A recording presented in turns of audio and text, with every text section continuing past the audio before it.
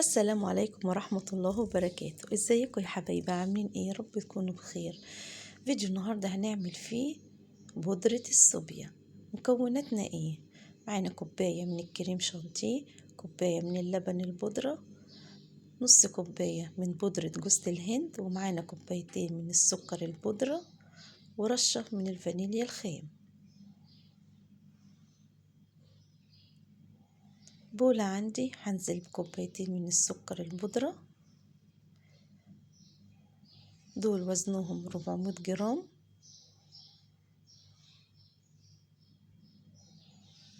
معانا نص كوباية من بودرة جوز الهند، وكمان كوباية من اللبن البودرة،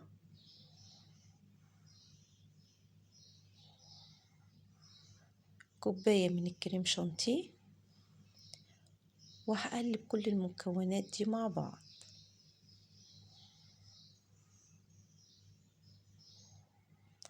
هنضيف لهم كمان رشة من الفانيليا الخام عشان يديني ريحة حلوة.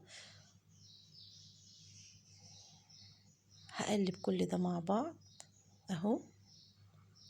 ايه رأيك؟ عملناها بكل سهولة ومكونات كلها عندك في البيت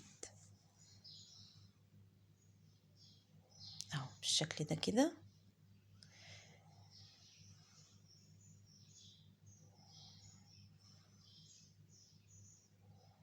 نقلب كويس عشان كله يمتزج مع بعضه.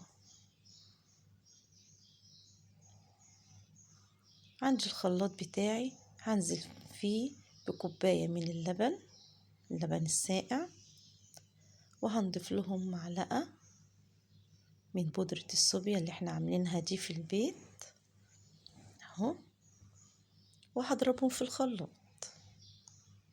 طبعا السكر برضو يرجع لك، عايزة تضيفي كوباية من اللبن مع كوباية من المية، لان طبعا احنا ضايفين له كوباية من اللبن البودرة، برضه هيبقى طعمه حلو اهو. وده كان شكله اهو، شايفين الفوم بقى وجماله. ده طبعا من الكريم شانتيه.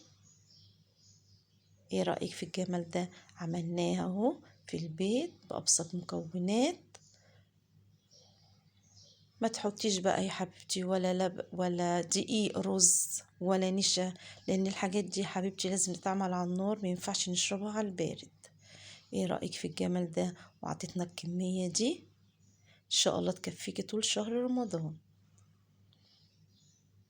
عجبك الفيديو؟ متنسينيش بقى في اللايك والشير، تفعلي زر الجرس عشان يوصلك مني كل جديد، واسيبك في رعاية الله واقولك ايه، السلام عليكم، كل سنة وانتم طيبين.